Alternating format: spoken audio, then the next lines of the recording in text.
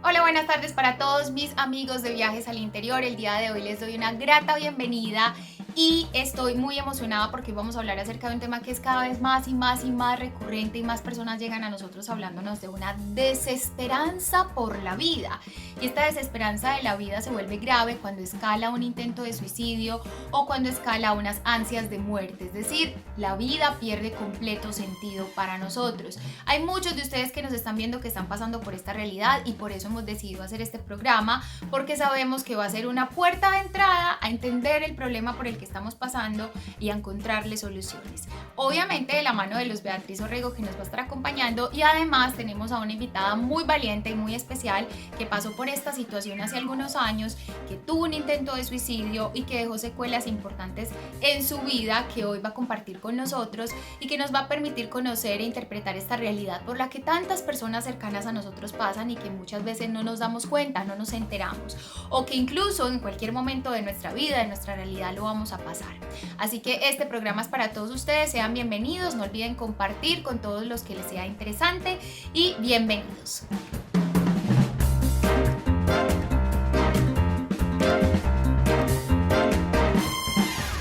Bueno, ahora sí le damos la bienvenida a Luz Beatriz Orrego, mi mamá, psicoterapeuta, para hablar acerca de este tema de ansias de muerte, antes de darle entrada a nuestra invitada especial, Mari Luz, que nos va a contar acerca de su experiencia. Pero por ahora, mamá, bienvenida a este programa. Hola, mi amor, ¿cómo estás? Que hacía días que no hablábamos por estos lados. Así es, en esta ocasión nos convoca el tema de ansias de muerte, que es tú lo utilizas regularmente en tus conferencias y que además también lo has utilizado en tu libro de Pecados Capitales de las emociones humanas. ¿Podrías hablarnos un poco acerca de este concepto de ansias de muerte antes de empezar? Pues Dani, en psicología hablamos de tanatofobia, que es un tipo de ansiedad relacionado con las ansias de muerte, pero más con las ansias de muerte que uno no quiere lograr, con el miedo a morir y la forma a morir. Digamos que eso es tanatofobia. Y es la única asociación que tenemos desde la psicología con el término ansias de muerte. ¿Yo por qué lo vengo empleando desde hace 20 años?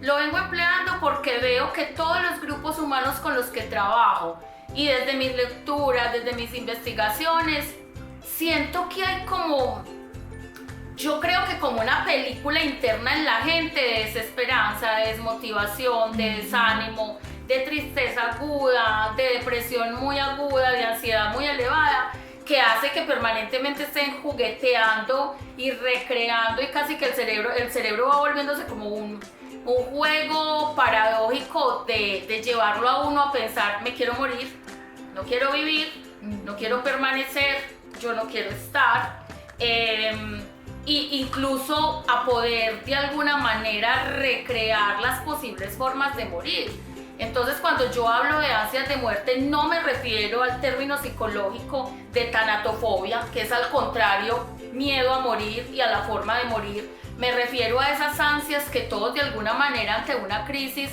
tenemos, ¿cierto? Y que recreamos en nuestra mente y jugueteamos con ella cuando no sabemos cómo salir justamente de la crisis. Exactamente, y que esto pues no tiene ninguna clase social, ninguna edad, nada. A todos nos puede ocurrir en algún momento de la vida. Exactamente. Absolutamente, Dani, clarísimo, y que nos entiendan. A cualquier edad, cualquier raza, cualquier cultura, todos vamos a presentar los mismos problemas cuando tenemos una crisis. Entonces, vamos naturalizando el hecho de sentir ansias de muerte, que es distinto al intento de suicidio y al suicidio como tal. Vamos naturalizando que a veces nos podemos sentir mal, porque eso hace parte del proceso de la gestión de las emociones.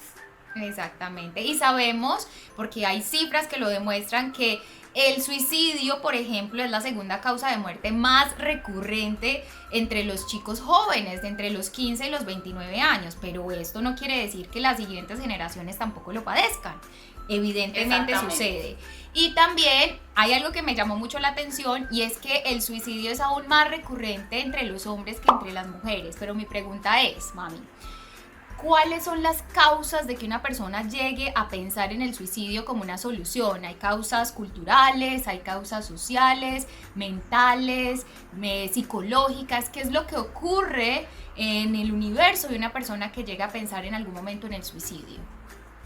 Bueno, yo creo que lo hemos venido hablando en varios programas, el de gestión de las emociones, en los de depresión, en los de ansiedad, cómo eso se va convirtiendo como en un camino y en un escalador, ¿cierto? En el que finalmente terminamos en un intento de suicidio o una ansia de muerte. Yo creo que aquí hay que diferenciar la relación hombres-mujeres, porque casi todos los programas nosotros les ganamos, en esto ellos nos ganan, pero nos ganan desafortunadamente, ¿cierto? Antropológicamente, el hombre como tal ha sido relacionado con la caza, el enfrentamiento a las fieras, el que está al frente de los asuntos importantes de la familia, el fuerte, representa el poder, representa la fuerza. Y mira su anatomía, Dani, mira que su anatomía es fuerte y todos de alguna manera nos hemos ido pasando en el ADN esa estructura antropológica y cultural de que el hombre de alguna manera tiene la fuerza para sostener el hogar y para sostener la familia, etc. Entonces lo antropológico nos afecta. Lo cultural nos afecta el doble, porque en la cultura siempre estamos diciendo que el pobre hombre no puede llorar, que él tiene que aprender a resolver sus problemas solo, que él se tiene que tragar todos sus sufrimientos y todas sus emociones. Y mira cómo nos burlamos de ellos, pues que a mí en este momento pues me da hasta risa. Nos burlamos de ellos cuando se enferman, porque se quejan incluso más que nosotras. Sí, pero son seres humanos, se tienen que quejar también de vez en cuando.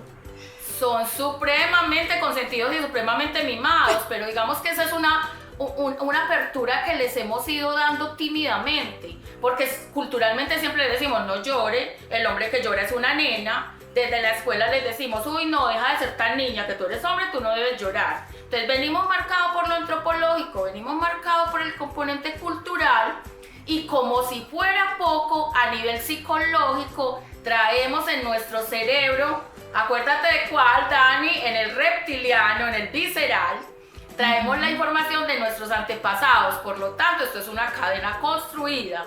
Y en ese ADN está la fuerza, yo no debo llorar, yo no soy una niña, yo no debo abrazar, yo no debo acariciar, yo me debo guardar todas mis emociones, aunque explote posteriormente y me tenga que suicidar, porque yo ya no aguanto más y no tengo a quien contarle, porque quedaría como niña, ¿cierto? Eso hace que haya una diferencia entre los hombres y las mujeres.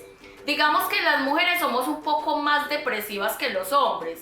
Lo que pasa es que las mujeres consultamos, los hombres no consultan, justamente por esas connotaciones de las que hablábamos. Entonces digamos que es eso, pero definitivamente es un desbordamiento de las emociones humanas, cuando ya nos sentimos agobiados, angustiados, tristes, aburridos, solos, cuando perdemos a un ser querido. Hay muchas circunstancias que hacen que se suframos mucho, y ese exceso de sufrimiento se convierte en la válvula de la olla a presión, que cuando se le taponan todos los huequitos, explota. Claro, y es un tema recurrente, especialmente hoy en día, pues que estamos pasando por tiempo de pandemia, lo decía ya en la introducción, que estamos pasando por una cantidad de pérdidas en todos los niveles, pérdidas emocionales, pérdidas de amigos, pérdidas de familiares, pérdidas económicas. Es una situación de caos humana realmente fuerte, y pues por eso quizás es que es tan recurrente ahora el tema del suicidio, tan recurrente el tema de las ansias de muerte. Así es. Exacto, y es por eso que, ¿qué te parece si le damos ahora sí la bienvenida a nuestra invitada especial, a Mariluz? ¡Ay, sí! ¡Qué felicidad tenerla con nosotros en el programa! Me encanta. Hola Mari, ¿cómo estás? ¿Estás por aquí con nosotros ahora? Hola tía, hola Dani, muy feliz, muy expectante con este programa. Vamos a ver cómo queda. Claro que va a quedar muy bueno, va a quedar porque muy bien, va a quedar muy bien. Te agradecemos infinitamente, Mari, la valentía y el coraje de hablar de una situación que por lo general se desarrolla y se desenvuelve en el ámbito privado, pero que tú has tenido el coraje de hablarlo en el ámbito público para ayudar a muchísimas personas, y te agradecemos infinitamente que hayas aceptado esta invitación.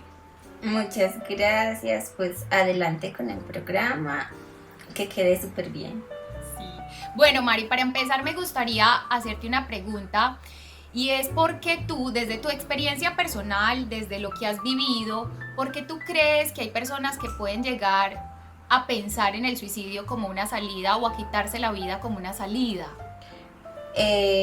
Pues por lo que yo viví personalmente, yo creo que las personas deciden irse por el lado de querer suicidarse porque se dejan encerrar, o más bien nos dejamos encerrar por muchos miedos, por muchas tristezas, porque nos sentimos desplazados o ignorados, sentimos que nadie nos presta atención, que no nos entienden, que somos incomprendidos, y pues esto genera muchas cosas en nuestro interior, y lo que pasa finalmente es que se vuelve como un círculo oscuro y negro, como si fuera un lugar en donde caemos de repente, y finalmente la decisión que terminamos tomando es no querer vivir.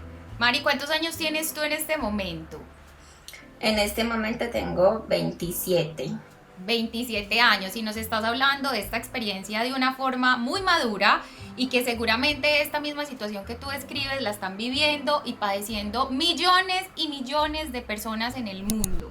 De nuevo, gracias por lo que nos estás contando, y ahora me gustaría preguntarle a mi mamá, con referencia directa a lo que está expresando Mari, desde el ámbito profesional, que seguramente has recibido muchos pacientes con esta misma problemática, ¿qué es lo que pasa por la cabeza de una persona para llegar finalmente al suicidio como una salida? Pues lo que realmente pasa, Dani, es que hacemos una reinterpretación equivocada de la realidad.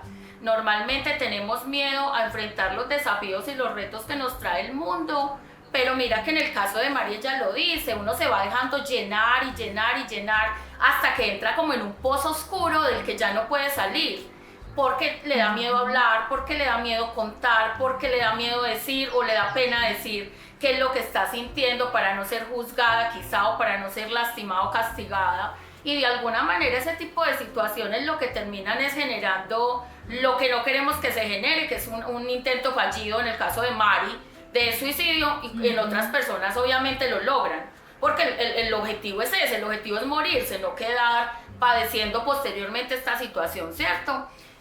Creo que nos falta resignificar, replantear y reinterpretar adecuadamente la realidad. Es que nadie dijo que esto era fácil.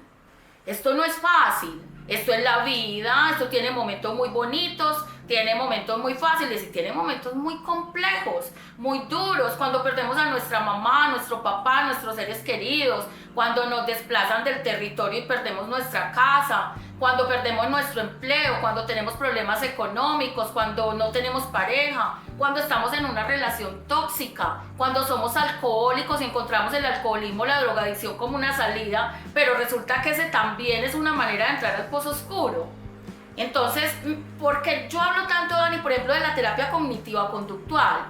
Cognitivo, yo cómo interpreto el mundo. Conductual, yo cómo me comporto con eso que interpreto. ¿Y cómo hago con un psicólogo, con un especialista para interpretar distinto y comportarme distinto con eso que me está pasando? Entonces yo creo que es eso, yo creo que es un desbordamiento de las emociones humanas, no estamos juzgando, todos las hemos padecido. Yo les conté que en algún momento viví ansiedad por exceso de trabajo, porque me metí de lleno en el trabajo. Todos hemos tenido el raye, todos hemos tenido el problema psicológico, el problema emocional, el trastorno emocional, que es lo importante. Pedir la ayuda a tiempo y reconocerlo. Y claro, tú lo estás diciendo, infinitas gracias a Mari por su valentía, que la gente debería saber lo que es mi sobrina favorita, la que más amo y la que más he amado, y tengo un proceso simbiótico con ella, porque me imagino que también se estarán preguntando, y si es psicóloga, ¿por qué no le ayudó? Porque vive en otro lado y porque yo ni siquiera estaba enterada, y ella lo acaba de decir, es que no contamos, no le decimos a nadie. Exacto. Entonces mira que es una situación bastante compleja que hay que empezar a hablar, ¿cierto? Exacto, hay que desmitificar, romper el tabú y empezar a hablar de este tema como un tema cotidiano, que a todos nos puede pasar. Mari, una pregunta, ¿de qué color ves tú el mundo en este momento? En este momento de todos los colores, porque ahorita sí me disfruto la vida, todo para mí es maravilloso, porque mi experiencia fue como volver a nacer. Yo literal volví a nacer, me tocó empezar desde cero y pues es un proceso largo y difícil, pero lo llevo bien y hasta el momento pues ya me he recuperado mucho. Te felicito, Mari. Te felicito por haber pasado por este proceso y continuar desarrollándote como persona y además por querer hablar sobre el tema, porque eso es otro tema que hay que resolver también, tener el coraje y la valentía de hablar con todo el mundo sobre algo que te pasó y que ya has tenido la habilidad, la capacidad y la madurez de afrontarlo. Te felicito también por eso. Y mami, ahora te quiero preguntar, esto que nos relata Mari y que pues que le sucede a millones de personas en el planeta tiene bastante relevancia, supongo yo, con el tema de las emociones que mencionabas, pero también con la inteligencia emocional. Sí, total, total. Lo que pasa es que la inteligencia emocional es la capacidad que yo tengo para gestionar mi emoción. Entonces, por ejemplo, yo pongo a veces un ejemplo que a la gente le da risa. Yo sé que me hace enojar, ¿cierto? Yo sé qué o quién me hace enojar. Si es quién, trato de no acercármele mucho, a menos que sea una relación de cordialidad. Y si es qué, pues lo evito al máximo. O me le anticipo al caos y digo, esto me hace enojar, esto me va a dar rabia. Yo sé que me voy a enojar. Pero mira que inteligencia emocional es yo miro la emoción, la miro a los ojos, yo la entiendo, yo sé qué me produce y yo sé cómo me le anticipo al caos. Entonces ya es menos traumática, pero cuando no hay inteligencia emocional, hacemos eso que yo decía ahora, una mala interpretación de la realidad y entonces se nos vuelve sufrimiento y el exceso de sufrimiento que nos produce tristeza, agobio, estrés, ansiedad, depresión y ansias de muerte. Mira que eso es como el escalón y el caminito que nos va llevando allá. Exactamente. Mari, en referencia con esto que dice mi mamá, ¿cuánto tiempo podrías tú calcular que pasaste por esta etapa de sufrimiento antes de llegar a la situación en particular de intento de suicidio? Pues bueno, en ese tiempo yo era adolescente, entonces yo creería que por ahí desde los 12 años más o menos, y ya cuando se desbordó la copa, yo ya tenía 16 años y desde eso hace que estoy en un proceso totalmente difícil y pues no tan difícil sino diferente, porque pasar retador. Mari, creo que es retador para ti. Uh-huh. Sí, porque pasar de estar bien, de poder correr, caminar, salir, ir a todos los lugares, a estar prácticamente todo el tiempo en una silla o estar pues sentada en un mismo lugar, eso es algo difícil de superar y sobre todo de asimilar. Pero sí se puede, con voluntad. Exactamente. Mari, perdóname por esta pregunta que te voy a hacer, pero en el momento en el que ya tomas la decisión, que es una decisión, quizás la decisión más importante de tu vida, de pues intentar suicidarte, ¿sentiste miedo o qué sentimientos se generaron en el instante en el que tomaste la decisión? ¿No sentiste nada? ¿Sentiste miedo? ¿Qué sentimientos te genera esa situación? Bueno, en vez de hablar de miedo, se siente confusión y duda, porque no sabes si sí hacerlo, si no hacerlo, estás en un vaivén de si sí o de si no, y finalmente pues como la idea ya viene de hace mucho tiempo, uno termina tomando la decisión equivocada, que es esa decisión de uno querer suicidarse. ¿Y qué elemento empleaste para intentar suicidarte o acabar con tu vida? En mi caso yo utilicé un arma de fuego. Uh-huh. ¿Y podrías explicarnos, porque uno o la gente que nos ve podría estar pensando, pero ¿cómo un arma de fuego en una casa? En mi casa no hay armas de fuego, pero cualquier elemento podría ser para una persona que está pasando por una situación difícil como la que tú pasaste y la que muchas personas pasan. Cualquier cosa podría ser un elemento vital para acabar con la vida. En tu caso, ¿por qué había un arma de fuego en tu casa? Bueno, yo no sé muy bien por qué estaba, pero yo cuando estaba pequeña recuerdo que alguna vez la llegué a ver y ya en este momento de crisis que yo pasé, Lo recordé, la busqué y la encontré. Creo que era un método que mi papá quiso utilizar para defenderse contra los ladrones de ganado. Sí, porque no lo hemos mencionado, pero Mari vive en un municipio de Antioquia y pues por supuesto esto es una herramienta muy útil para las personas que trabajan en el campo para defenderse. Entonces evidentemente era un arma legal que estaba en la casa de sus papás. Entonces esto es importante que Mari lo aclare, que lo diga y lo mencione, porque cualquier niño, adolescente o cualquier persona que esté en casa puede utilizar cualquier herramienta, cualquier método para simplemente acabar con su vida en una situación de crisis y de sufrimiento como el que hemos explicado. Mami, ¿tú nos podrías explicar un poco cuáles son los métodos que las personas más utilizan para acabar con la vida, según la ONU? Claro que sí, Dani. Mira, hay una cosa que es importante que la digamos. El suicidio es un acto de autolesión consciente. Es decir, esto se planea, como dice Mari, mucho tiempo. Entonces uno investiga, uno se convierte en un investigador obsesivo. ¿Con qué lo hago? ¿Cuándo? ¿En qué fecha? ¿Dónde? ¿Qué voy a dejar cartas o no las voy a dejar? ¿Voy a dejar mis pertenencias a alguien? ¿Voy a pagar el dinero? Bueno, yo no lo pagaría, pero... si ya vamos a matar, yo no lo voy a pagar, ¿cierto? Pero nos suele pasar ese tipo de cosas. Las deudas. Para Naciones Unidas hay tres medios, llamémoslos así, que son medios que se consideran más efectivos o más coqueteadores de la gente para el suicidio. Obviamente en primera instancia están las píldoras, las pastillas. En segunda instancia está el ahorcamiento. En tercera instancia está el cortarse las venas, porque es muy letal. Y en cuarta instancia está lo que Mario usó, que son las armas de fuego, y por eso hay que evitar tener todo ese tipo de productos en la casa, porque si bien no lo vamos a evitar, porque el que está obsesionado con intentar suicidarse, tarde que temprano lo va a lograr y va a buscar con qué, pues sí es una manera de disminuir el factor de riesgo, ¿verdad? Exactamente, y es importante, me gustaría preguntarle a Mari, aprovechando que estamos hablando acá de este tema en particular, el tema de planear este intento de suicidio. Es importante, ¿por qué no?, que los que estamos alrededor de estas personas, que pueden ser nuestros hijos, nuestros amigos, nuestros padres, nuestros hermanos, en algunas ocasiones pueden dar señales de alerta. Me gustaría preguntarte, Mari, si en algún momento encontraste una persona en la que confiar, contarle que estabas mal, que te sentías triste, o si te callaste completamente y te guardaste para ti solita este sufrimiento.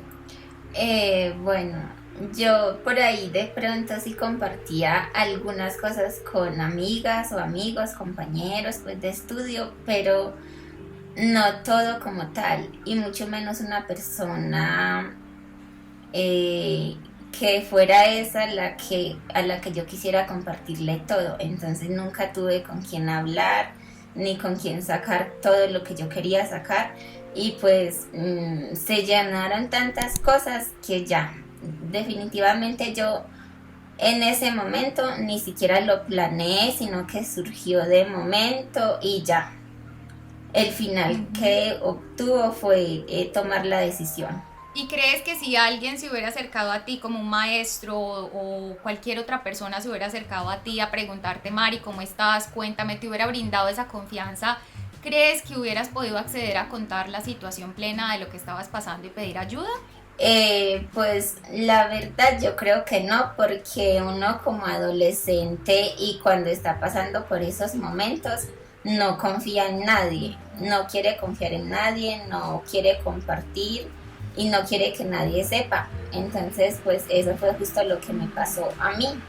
Bueno, mami, en referencia con lo que menciona Mari, me gustaría saber, y creo que para todos es importante saber, si existen algún tipo de señales de alerta que nos permita identificar cuando una persona cercana a nuestro alrededor está padeciendo esta situación, y qué tipo de personas son las más adecuadas para acercarse y ayudarla en caso de que sea posible. Muy bien, bueno, vámonos primero con la primera parte de la pregunta, Dani.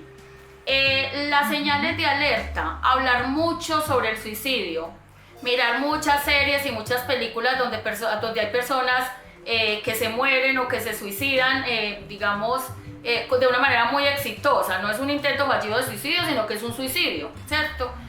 Las personas que siempre permanentemente están hablando, y por eso yo siempre digo que hay que escuchar lo que no se escucha y ver lo que no se ve.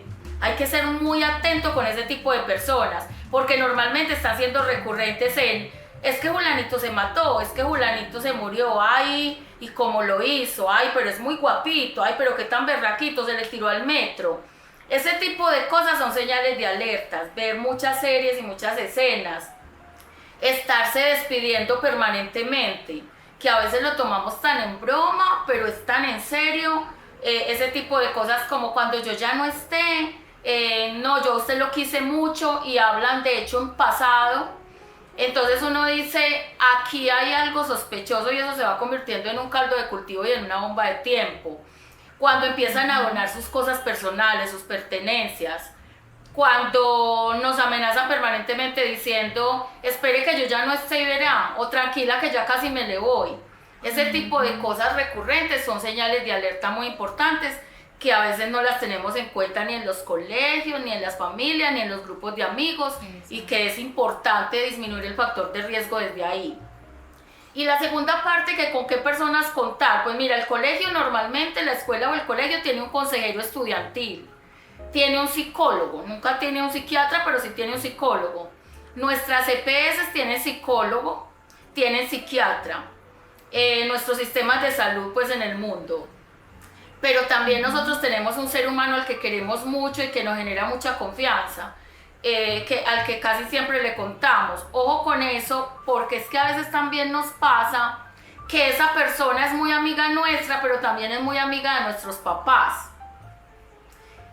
Entonces, cuando Mari dice yo no confiaba en nadie, yo creo que ella se refiere al hecho de que una persona puede ser muy amiga de sus papás, y obvio, nadie va a querer que el otro intente suicidarse o se suicide. Claro. Entonces, ¿qué es lo primero que uno hace? Ir a contar, ¿cierto? Entonces hay una reserva, pero hay una reserva muy cimentada en el temor a que nos traicionen. En ese momento se llama traición, después uno lo ve como un favor, ¿cierto?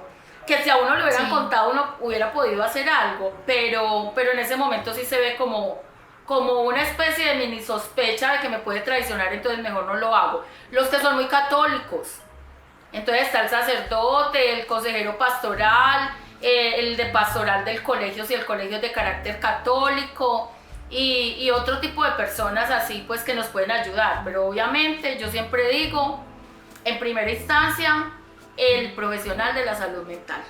El profesional de la salud mental. Ahí está guardadito su secreto, ahí está guardado y encapsuladito su tratamiento, y de alguna manera yo creo que es una gran ventaja y una gran bendición que tenemos todos los que trabajamos en el campo de la salud mental, y es que generamos mucha paz en el otro, y porque tenemos mucha apertura y porque es lo que hemos estudiado, y el cerebro humano es una caja de Pandora, es un océano de cosas, y nosotros las sabemos desenglosar. Entonces yo creo que es importante consultar con un profesional de la salud mental. Definitivamente, qué bueno que nos hayas contado esto, mami, porque seguramente muchas personas que estamos rodeadas o alrededor de amigos, de familiares que están justamente ahora pasando por esta situación, esto que tú nos estás diciendo nos va a permitir estar alertas, estar así, ojiabiertos y con el oído también abierto a todas estas situaciones que se pueden presentar. Totalmente. Mari, Sí. más de 20 millones de intentos de suicidio en el planeta son, como lo decíamos en el programa, intentos fallidos de suicidio que dejan consecuencias impresionantes en la vida de las personas. A ti te quería preguntar, ¿qué consecuencias físicas dejó esta situación en tu vida? Las consecuencias físicas que me generaron este acto de suicidio fueron muchas. Principalmente pues quedar torcida toda del lado izquierdo del cuerpo, desde cabeza, boca, inmovilidad en mano izquierda y pie izquierda. ¿Y esto por qué? Porque el cerebro funciona en X, y entonces como el impacto fue en el lado derecho de la cabeza, eso conllevó a que mi lado izquierdo del cuerpo quedara sin movilidad. Y entonces el único lado bien que me quedó fue mano derecha y pie derecho. Y también pues fuera de esto, las consecuencias de haber quedado sin cabello, intentar levantarme y no poder, fueron muchas consecuencias en sí. ¿Y cuánto tiempo de tratamiento has estado desde que eso sucedió hasta hoy en día? ¿Cuánto tiempo has estado en ese tratamiento para recuperar tu movilidad? Ya desde esa fecha hasta acá, hace más o menos unos 10 años en los que he hecho pues el intento de poder recuperarme lo más que puedo, y pues sí, hasta el día de hoy ya estoy muy recuperada, pero falta mucho todavía. Pero lo has logrado con éxito. Mari, ahí es importante, porque yo sé que tú has tenido diferentes aparatos terapéuticos para moverte, para mejorar tu movilidad, y te pasó algo muy bonito cuando viniste a Medellín, que alguien te habló de un centro de rehabilitación y tú tomaste la decisión de venir y ayudarte en la rehabilitación. Cuéntanos un poquito de eso. Pues cuando esto pasó en sí, yo estuve en coma mucho tiempo primero, no sé cuánto, más o menos unos 3 meses, porque no lo recuerdo. 3 meses, mami. 3 meses estuviste en coma. Recuerda que, bueno, tú también ayer me contabas algo que me impresionó bastante, que yo no lo sabía y tengo que confesarlo humildemente, y es que Mari perdió la información del momento en que intentó suicidarse hasta el momento en que salió de la clínica. O sea, pasaron 3 meses, y aunque estuvo en coma solamente como por periodo de mes y medio, ella ese momento de su vida, ese momento dramático, lo eliminó. Es decir, ella no recuerda nada de ese episodio, pero eso también tiene una razón de ser cerebral, y es que nuestro cerebro está diseñado para evitarnos el sufrimiento. Entonces hay una parte, como yo la llamo la parte empantanada del cerebro, que nos esconde cierta información para evitarnos sufrir. Eso fue exactamente lo que le pasó, que ayer ella me decía: tía, es que yo no recuerdo el episodio, yo recuerdo que cuando yo abrí los ojos, tú me dijiste que me había pasado. Sí, tía, como tú lo dices, tal es así, pues yo no recuerdo el momento en que pasó como tal, tampoco cuando, digamos, me sacaron, porque pues fueron muchas personas. No recuerdo nada del hospital, no recuerdo a mi mamá, no recuerdo enfermeras, aparatos ni nada. No sé dónde estuve yo, pero no recuerdo nada de ese episodio. Mari, ¿podrías ampliar un poquito más sobre el tema de este centro que está ayudando a un montón de chicas que están pasando por la situación que tú pasaste, para que estas personas que ya han pasado por la misma situación busquen ayuda ahí también? Esto que pasó del centro de fisioterapia fue algo muy bonito que me llegó después de muchos años, más o menos unos 5 o 6 años. Pues yo vivía con la ilusión de poder acceder a un centro de rehabilitación, pero por cuestiones económicas en mi familia pues nunca pude.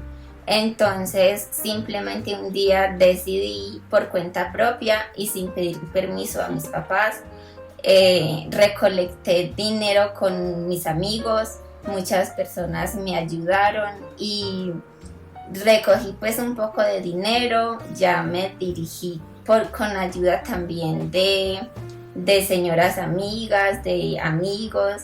Allá me tuvieron en diferentes casas, me acompañaban a hacer las terapias, y allí en aquel centro pues me acogieron súper bien, porque para uno estar allí tiene que sacar cita. El día que yo llegué allá era sin cita, sino así: Dios mío, que sea lo que tú quieras. Y me recibieron, me ayudaron, me dieron regalado 5 semanas de terapia. Me enseñaron muchas cosas, aprendí a ser más independiente, y me proporcionaron la posibilidad de poder tener un aparato que se llama caminador lateral, con el que hoy día puedo caminar y me puedo parar. Y acá lo tengo. Ay, qué belleza, Mari. Es se llama caminador lateral. Aquí en la parte inferior de este video vamos a dejar el nombre del centro de rehabilitación al que asistió Mari en la ciudad de Medellín, para que todas las personas que estén pasando por esta situación y necesiten ayuda, pues asistan y pregunten sobre las ayudas necesarias que ustedes requieran para que ellos los puedan ayudar y asesorar. Mari, cuéntanos un poquito, hablamos ahora de las consecuencias físicas que fueron realmente bastantes, pero ¿cuáles fueron las consecuencias psicológicas que esta decisión, esta situación te dejó? Bueno, consecuencias psicológicas, muchas. Pues principal, la tristeza. Qué tristeza ver que todos salen y que yo no puedo salir, que todos comen algo y yo no puedo, porque al principio yo no podía comer de todo. A mí me tuvieron que poner sonda por el estómago para poder alimentarme por ahí, y también un tubito en la garganta para poder respirar, lo que se llama la de la garganta traqueotomía y la del estómago gastrostomía. Entonces, psicológico, pues lo principal, mucha tristeza, mucho aburrimiento, una etapa muy difícil en la que uno pasa para poder superar y caer en la realidad de que ya no puedes hacer todo como lo hacías anteriormente, pero pues con el tiempo ya es decisión propia de uno mirar si seguir viviendo y luchando por recuperarse y por encontrar cosas mejores tal vez, y eso hice yo. Con el tiempo pues ya como que me asenté y dije, Dios mío, yo tengo que buscar recuperarme y encontrar mi propio camino. Me llegaron muchas cosas bonitas, muchas oportunidades, y hoy día las ideas de suicidio yo creo que ya las eliminé. Definitivamente eres un ejemplo para muchos, Mari, incluso para mí, para todos los que yo creo que toda la humanidad, todos los que hemos estado acá hemos pasado por situaciones complicadas, difíciles. Cuando escuchamos a una niña, una persona tan joven como tú hablando de esta forma de la vida, es un ejemplo, absolutamente. Y yo creo que contar este tipo de historias que tú cuentas, se atreven una minucia, muy poquitas personas a contarlo, porque tienen mucho temor, especialmente los jóvenes tienen mucho temor a ser juzgados. ¿Tú en algún momento, Mari, al contar lo que te pasó o después de lo que te pasó, te has sentido juzgada por personas, y qué has hecho frente a esto? Sí, obviamente sí, me he sentido juzgada, me sentí juzgada, criticada, maltratada, porque me decían loca, usted está loca, usted qué estaba pensando en ese momento. Pues me han dicho paralítica, lisiada, de toda clase de palabras que se les parezca, pero al principio sí caían mal, pero hoy día ya no. Eso ya no duele, porque yo creo que ya lo superé totalmente. Muy bien. Mami, me gustaría preguntarte frente a eso que habla Mari un poco, porque Mari dice que le decían loca por el hecho de haber tomado una decisión que cualquiera le puede suceder.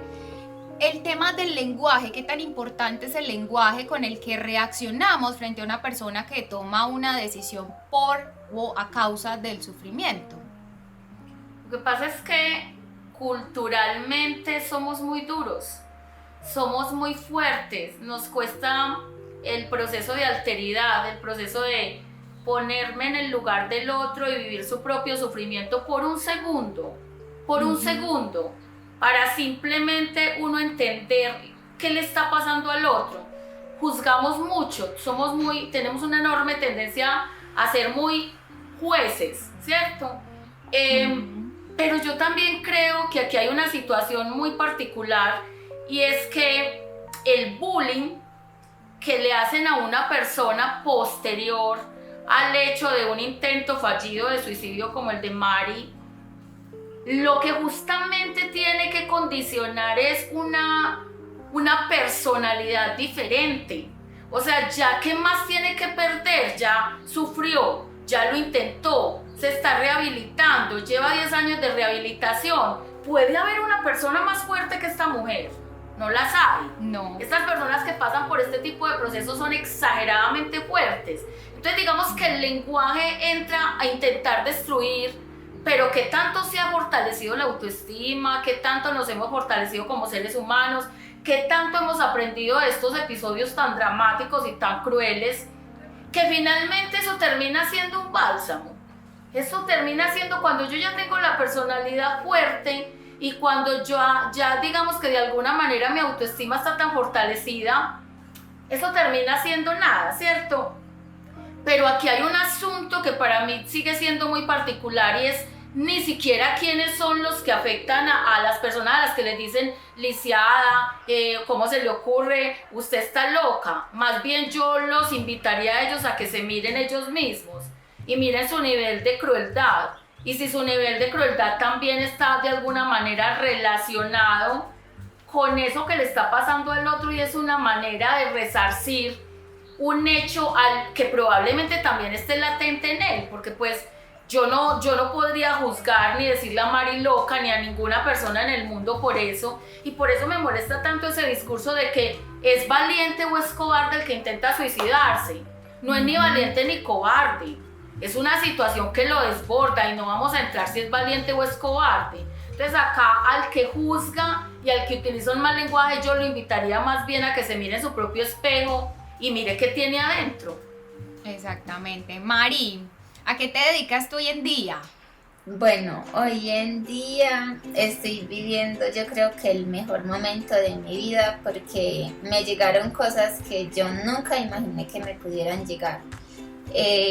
Pues siempre fui catalogada como muy inteligente en el colegio. No sé qué tanto sea, pero claro bueno, que lo me es. defiendo. Me llegó la oportunidad de una beca, estoy estudiando, estoy en la universidad virtualmente y no solo en una, sino en dos. Estoy haciendo un diplomado y un posgrado. Un pregrado. Increíble. ¿Y un pregrado en qué? Un pregrado en administración de empresas y un diplomado en análisis y concepción de proyectos de valor en una universidad de México. Te felicito enormemente. Y contándonos esto, ¿cuál es entonces tu reflexión frente a esta situación que tú pasaste y por la que seguramente muchas personas en el mundo están pasando? Bueno, mi reflexión es que Dios es demasiado bueno y generoso con todos. Yo nunca imaginé poder tener todas estas posibilidades. Hoy en día vivo en un lugar diferente, con mayores posibilidades, con más comodidades. Y mi reflexión más grande es que amemos la vida definitivamente y no nos dejemos hundir por cualquier problema que tengamos. Muy bien. Muchas gracias, infinitas gracias Mari por tu valentía, por aceptar de nuevo esta invitación, por contarnos tu experiencia y por ayudar a tantos otros que están pasando por lo mismo que tú o que probablemente en el futuro pueden pasar. Mari, tú le pediste a mi mamá que creara un grupo denominado Intentos Fallidos de Suicidio. ¿Cuál era tu objetivo con la creación de este grupo? Bueno, mi objetivo con la creación de este grupo, pues principal, dar un mensaje a todas aquellas personas, sobre todo jóvenes, que son los que más tienden a querer suicidarse. Tómenme como experiencia. Una decisión de estas es muy grande en nuestras vidas. Si lo están pensando, no lo hagan porque no tienen la plena seguridad de que sí van a morir. Puede ser que muchos sí mueran, pero también pasa que pueden quedar en un estado realmente crítico, pueden quedar, de cuidados de otra persona para toda la vida, pueden quedar sin ninguna posibilidad de recuperarse bien. Por ejemplo, en mi caso, pues yo no quedé tan mal porque estoy viva, ustedes lo ven, tengo esperanzas de poder recuperarme mucho más y yo hoy día valoro mucho la vida. Entonces ese es el mensaje, por favor no lo hagan porque no tienen seguridad ni saben qué es lo que puede pasar. Así es. Mil gracias, Mari, por haber estado con nosotros, por haber compartido esta experiencia que para ti te marcó y te cambió la vida, te la cambió y te la partió en dos partes. Gracias por compartir tu mensaje, gracias por ayudar a tantas personas que están viendo este programa y gracias también por alertarnos acerca de esta situación que es una cosa del día a día. Ahora, antes de finalizar, mami, desde tu perspectiva como psicoterapeuta, ¿cuál es el mensaje que le quieres dar a las personas que nos ven y que están pasando o que están pensando o que han pensado en algún momento en terminar con sus vidas? Pues yo aquí tengo el ojo medio mojado y me perdonan, pero primero porque Mari es mi sobrina, segundo porque es importante para mí, tercero porque es la reivindicación de lo que yo he venido hablando y que cuando Daniela y yo pensamos en crear este canal y especialmente Viajes al Interior, que es lo que me compete a mí, de alguna manera lo que queríamos y siempre lo hemos reiterado, lo hemos dicho, es ayudar.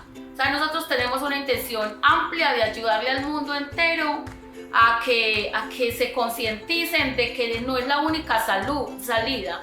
Este mundo tiene muchísimas opciones. Tenemos que aprender a evaluar cada una de las opciones que tenemos. Me parece muy curioso que así como planeamos la muerte, ¿por qué no planeamos la vida? Intentos fallidos de suicidio. Cuando yo creé ese grupo, la gente creyó que el grupo lo habíamos creado para darles formas de morir. Y por eso yo lo cerré un tiempo, porque yo dije, lo están interpretando mal. Es formas de vivir, o sea, nosotros no queremos decirle a la gente cómo matarse, queremos decirle a la gente cómo vivir y que este cuento vale la pena. Entonces, así como vamos y hacemos la búsqueda, investigamos cuáles son los medios para matarnos, qué nos queda más fácil, dónde, cuándo, a qué horas, qué día, planeemos cómo vivir, cómo, cuándo, qué días, con quiénes y en qué circunstancias y cortemos lo que haya que cortar y renunciemos a lo que haya que renunciar para que le vamos dando otros matices y otros sentidos a nuestra vida. El mundo no es perfecto y aquí no nos invitaron a este mundo a ser perfectos y no nos invitaron y no nos dijeron que fuera fácil. No es fácil, pero vale la pena, vale mucho la pena. Exacto, mil gracias, madre, por tus apreciaciones, por tu experiencia también como profesional y por haber sido la que indicó, la que pidió, la que solicitó este programa con tanto ímpetu, que además es fundamental hablar sobre este tema y romper, como decíamos, totalmente, ese mito y ese tabú. Muchas gracias por este programa, esperamos que todos ustedes lo hayan disfrutado, esperamos que todos ustedes hayan aprendido, que es lo más importante, y que además estén alertas a las personas que están a su alrededor o si ustedes mismos están padeciendo esta situación. Gracias por vernos, nos vemos en una próxima ocasión. Gracias nuevamente a Mari, a Juan José, que es nuestro editor, y nos despedimos por ahora. Hasta la próxima. Chao.